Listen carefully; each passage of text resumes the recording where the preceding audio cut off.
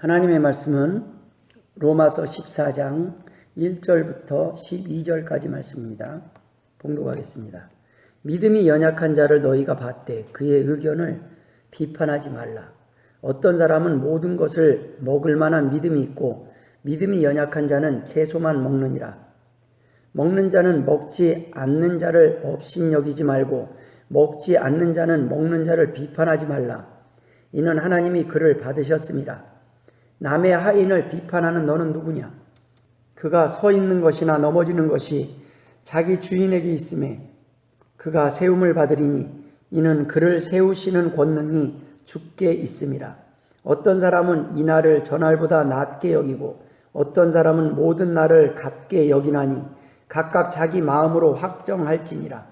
나를 중히 여기는 자도 주를 위하여 중히 여기고 먹는 자도 주를 위하여 먹으니 이는 하나님께 감사하며 먹지 않는 자도 주를 위하여 먹지 아니하며 하나님께 감사하느니라. 우리 중에 누구든지 자기를 위하여 사는 자가 없고 자기를 위하여 죽는 자도 없도다. 우리가 살아도 주를 위하여 살고 죽어도 주를 위하여 죽나니 그러므로 사나 죽으나 우리가 주의 것이로다. 이를 위하여 그리스도께서 죽었다가 다시 살아나셨으니 곧 죽은 자와 산 자의 주가 되려 하심이라. 네가 어찌하여 내 형제를 비판하느냐? 어찌하여 내 형제를 업신여기느냐? 우리가 다 하나님의 심판대 앞에 서리라. 기록되었으되 주께서 이르시되 내가 살았노니 모든 무릎이 내게 꿇을 것이요 모든 혀가 하나님께 자백하리라 하였느니라. 이러므로 우리 각 사람이 자기 일을 하나님께 짓고 하리라. 아멘. 할렐루야. 오늘은 결론부터 말씀드리자면 함부로 판단하지 마십시오라는 것입니다. 함부로 형제를 판단하지 말라는 것입니다. 믿음 안에 있는 크리스천들을 판단하고 부정적인 비판과 결론을 내리지 말라는 것입니다. 이번 주에 어느 밴드에 올려진 글의 내용입니다. 어느 날 젊은 며느리에게 포장이 몹시 꼼꼼하게 된 소포가 왔습니다. 가위를 찾아 포장된 끈을 자르려고 할 때 어머님이 말리셨습니다. 얘야, 끈은 자르는 게 아니라 푸는 거란다. 며느리는 포장된 끈에 매듭을 푸느라 한동안 끙끙거리며 가위로 자르면 편할 걸 별걸 다 나무라신다고 속으로 구시렁거리면서도 결국 매듭을 풀었습니다. 다 풀고 나자 어머님이 이렇게 말씀하십니다. 잘라버렸으면 쓰레기가 되었을 텐데 예쁜 끈이니 나중에 다시 사용할 수 있겠구나 라고 천진하게 웃으시더니 덧붙이셨습니다. 사람들과의 관계도 잘라내기보다 푸는 습관을 들여야 한단다 라는 글입니다. 오늘날 교회 내에서도 많은 사람들이 모여있는 장소이기에 많은 관계가 같은 하나님의 자녀들임에도 불구하고 같은 목적을 향해 살아간다고 하면서도 정작 성도들끼리 싸우고 분열하고 반목하게 되는 이유가 무엇일까요? 그러할 때는 우리는 어떻게 해야 할까요? 오늘 본문을 중심으로 성도들끼리 조심해야 할 내용으로 함께 답을 찾아가며 몇 가지 은혜를 나누고자 합니다. 첫 번째, 우리가 비판하면 안 되는 이유는 하나님이 받으셨기 때문입니다. 형제의 허물이 있습니다. 형제의 잘못이 보입니다. 안타까운 모습들이 보입니다. 그런데 비판하지 말라는 것입니다. 판단하지 말라는 것입니다. 왜냐하면 하나님이 받으셨기 때문입니다. 하나님이 괜찮다고 하시기 때문입니다. 하나님이 용서하셨기 때문입니다. 죄와 허물이 없다는 말이 아닙니다. 그럼에도 불구하고 하나님이 용서하셨고 받으셨다는 말씀입니다. 하나님의 자녀로 받아들이셨다는 말씀입니다. 오늘 본문 1절 3절에 보면 믿음이 연약한 자를 너희가 봤되 그의 의견을 비판하지 말라. 어떤 사람은 모든 것을 먹을 만한 믿음이 있고 믿음이 연약한 자는 채소만 먹느니라. 먹는 자는 먹지 않는 자를 업신여기지 말고 먹지 않는 자는 먹는 자를 비판하지 말라. 이는 하나님이 그를 받으셨습니다 라고 기록하고 있습니다. 처음 하나님을 믿고 교회에 나오면 궁금한 것도 모르는 것도 많기에 의심할 수도 있고 연약하기 때문에 우리가 이런저런 실수도 할 수 있습니다. 넘어질 때도 있습니다. 아직도 온전치 못한 모습을 보일 수가 있다는 것입니다. 교회에는 여러 가지 성격의 사람들이 모입니다. 여러 가지 환경 속에서 자랐습니다. 여러 가지 연약함을 가진 자들이 모인 곳입니다. 모든 것에 다 강한 사람도, 모든 것에 다 연약한 사람도 없습니다. 하나에 강하면 다른 하나가 연약할 수밖에 없기 때문입니다. 때로는 오랜 시간 동안 평생 연약한 자의 모습으로 살아가는 성도들도, 형제들도 있기 마련입니다. 그러나 여러분, 그렇다고 지옥에 가는 것은 아닙니다. 지적 장애자나 생각이 짧은 자나 이해력이 부족한 자도 하나님의 은혜는 동일합니다. 다시 태어난다는 것입니다. 하나님이 낳으셨다는 것입니다. 하나님의 자녀라는 것입니다. 우리가 형제 자매라는 것입니다. 그렇지만 여전히 우리는 같은 하나님의 자녀이지만 여전히 실수하고 여전히 부족합니다. 저도 예외는 아닙니다. 여전히 저에게 단점이 있습니다. 연약함이 보입니다. 제 자신도 알 뿐만 아니라 주변의 사람들도 알 수 있을 것입니다. 그래도 저는 하나님의 자녀입니다. 그래도 하나님이 사용하시는 도구라는 것입니다. 비록 성장하는 속도가 더디고 마음에 안 들고 당장은 답이 안 보여도 여전히 저는 하나님의 자녀고 여러분도 하나님의 자녀라는 말씀입니다. 하나님의 부르심으로 우리가 하나님의 자녀가 되었고 다시 태어났기 때문입니다. 두 번째, 하나님이 세우시고 고치실 것입니다. 여러분, 사람이 변화되고 바꿔지는 것은 하나님의 주권이요 하나님의 영역이라는 것입니다. 내 속도에 내 시간에 맞춰서 그 사람이 변하는 것이 아니라는 것입니다. 밥을 먹다 보면, 약을 먹다 보면 건강해집니다. 말씀을 듣다 보면 이미 하나님의 자녀로 태어났으니 언젠가는 성장한다고 믿고 시간이 지나다 보면 성장할 것입니다. 건강해질 것입니다. 날마다 키를 잰다고 키 크는 것을 볼 수도 느낄 수도 없지만 어느 순간 성장하고 변해 있는 우리들의 모습을 보게 됩니다. 오늘 본문 4절에 남의 하인을 비판하는 너는 누구냐? 그가 서 있는 것이나 넘어지는 것이 자기 주인에게 있음에 그가 세움을 받으리니 이는 그를 세우시는 권능이 주께 있음이라 라고 말씀하고 있습니다. 누구에게 있다고요? 주께 있다는 말씀입니다. 주님의 종입니다. 주님의 아내입니다. 주님의 자녀입니다. 주님께서 알아서 가르치시고 사용하실 것입니다. 변화시키실 것입니다. 사람들 말합니다. 목사인데 장로인데 왜 그렇게밖에 못 살아요? 크리스천인데 왜 아직도 그러한 연약함을 버리지 못하고 살아요? 여러분, 그것은 주인의 영역입니다. 그도 역시 종이고 당장은 답이 안 보이지만 언제인지 모르지만 결국 하나님이 가르치시고 훈련시키시고 연단하셔서 사용하실 것이라는 말씀입니다. 하나님이 고치시고 다듬으시고 수리하셔서 사용하실 것이라는 말씀입니다. 우리가 할 일은 비판이나 판단이나 정죄가 아니라 그를 돕는 일입니다.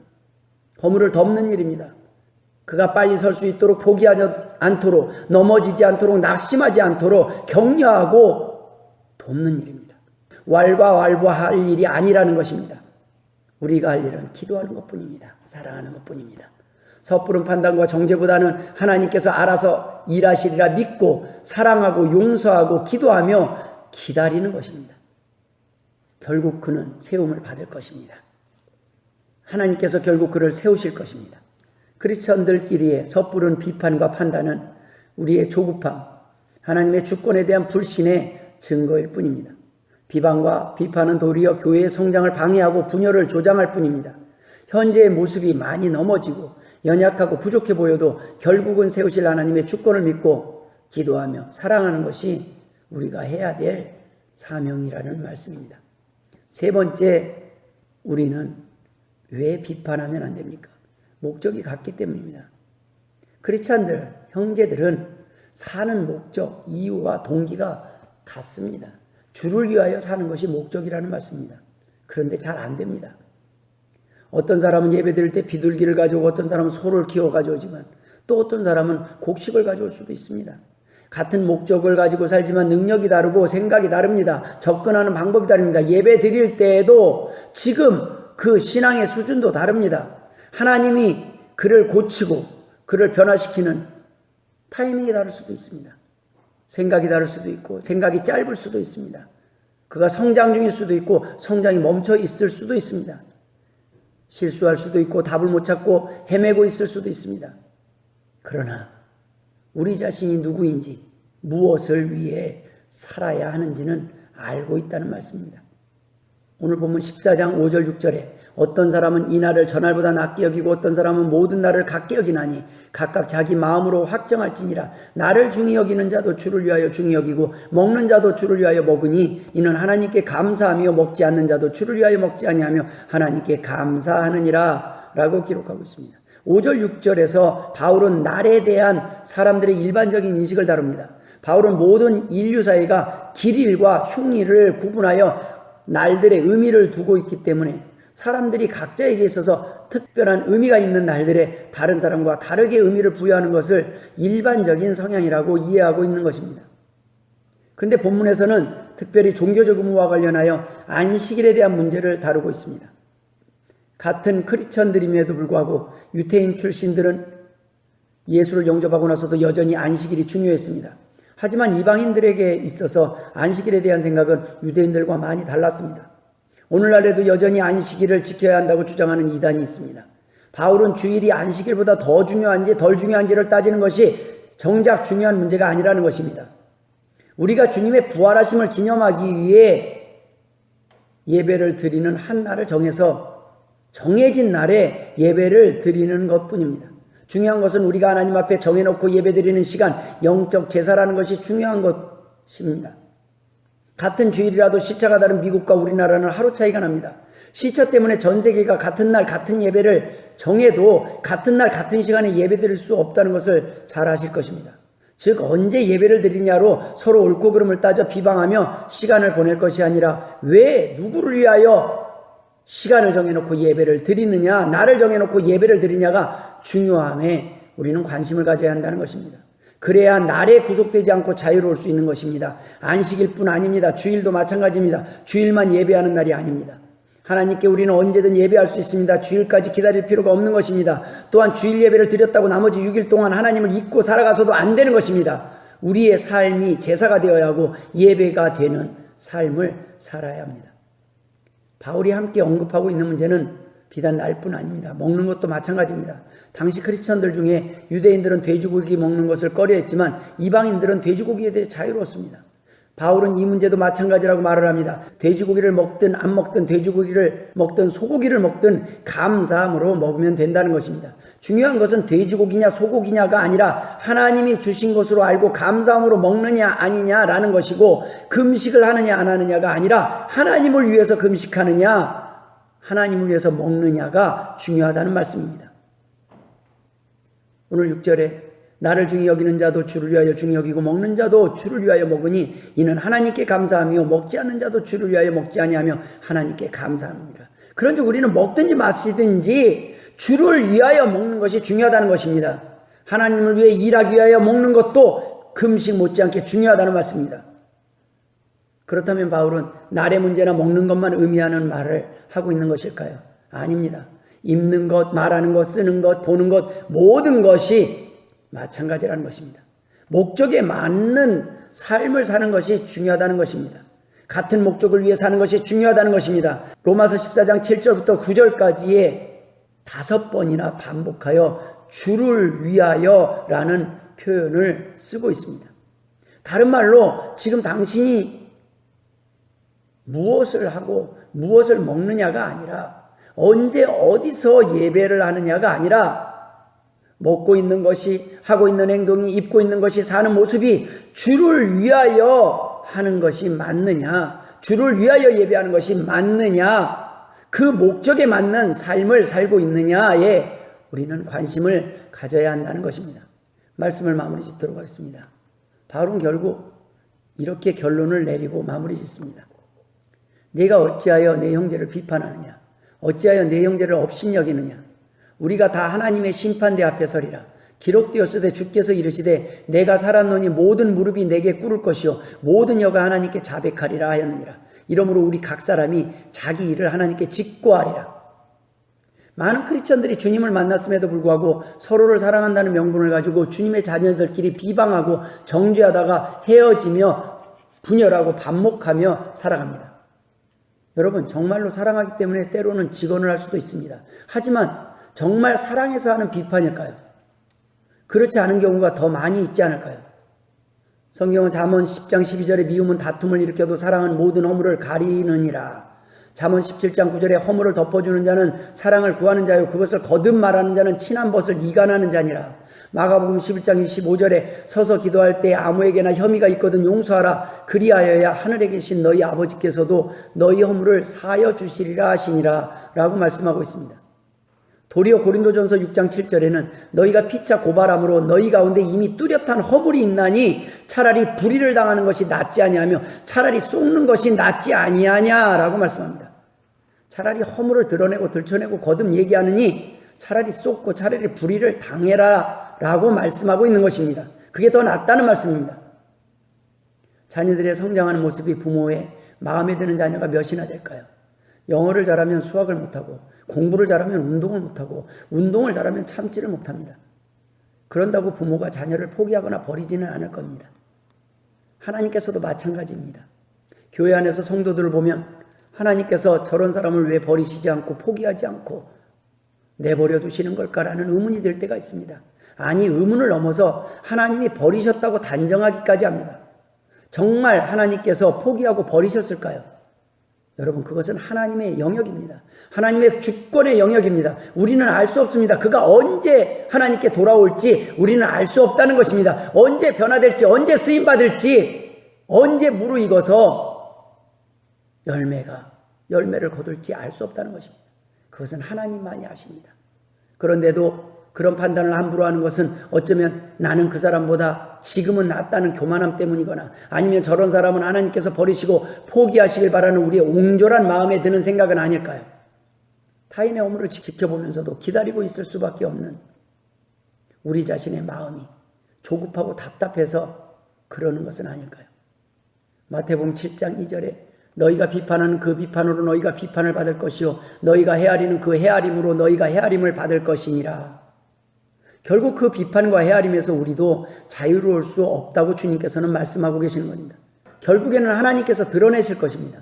결국에는 우리가 조급해서 판단했음도 다 드러날 것입니다. 결국에는 우리도 별반 다를 바 없었음이 다 드러날 것입니다.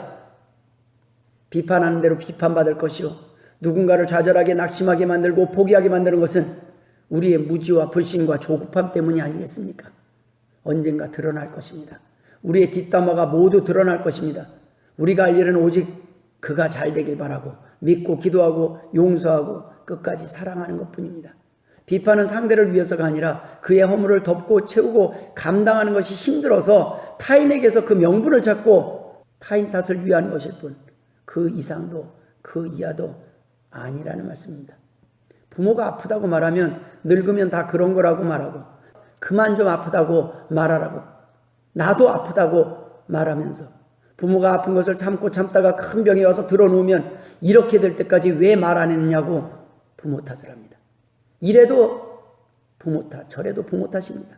부모를 위해 하는 말 같지만 내가 힘들고 내가 귀찮고 내가 받아주기 싫고 내가 감당하기 싫으니까 하는 소리일 뿐입니다. 내 변명일 뿐이라는 것입니다. 많은 사람들이 능력 있고 건강한 배우자, 건강한 부모, 이웃들을 원하지만 하나님께서 우리 주변에 힘없고 연약하고 돌봄이 필요한 사람들을 두신 것은 그들의 죄 때문이 아니라 우리가 감당해야 할 사명 때문이요 크리스천의 믿음으로 드러내게 될 하나님의 영광 때문이 아니겠습니까?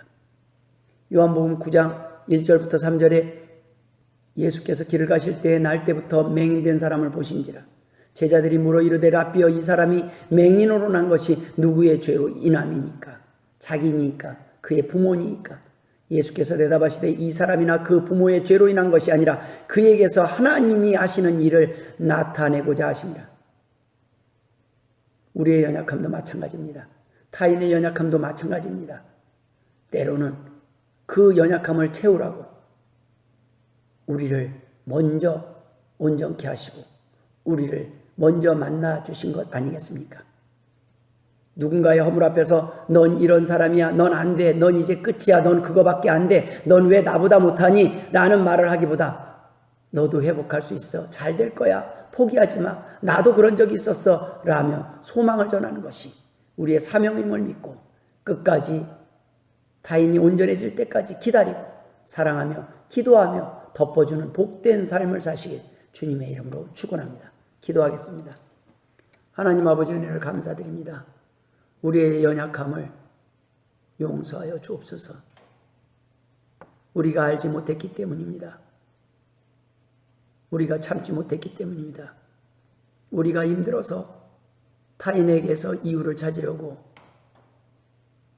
우리가 연약하기에 타인도 연약함을 드러내기 위하여 우리의 연약함으로 인하여 비방하고 비판했습니다. 하나님 용서하여 주옵소서. 기다리게 하여 주옵소서. 기도하게 하여 주옵소서. 사랑하게 하여 주옵소서. 믿게 하여 주옵소서. 맡기게 하여 주옵소서. 하나님께 그 주권이 달려있음을 믿게 하여 주옵소서. 의심하지 말게 하여 주옵소서. 하나님의 인도하심이 우리보다 온전함을 믿게 하여 주옵소서. 흔들리지 않게 하여 주옵소서. 쓸데없는 일에 시간을 소모하지 말게 하여 주옵소서. 오로지 우리가 해야 될 일에 관심을 갖게 하여 주옵소서.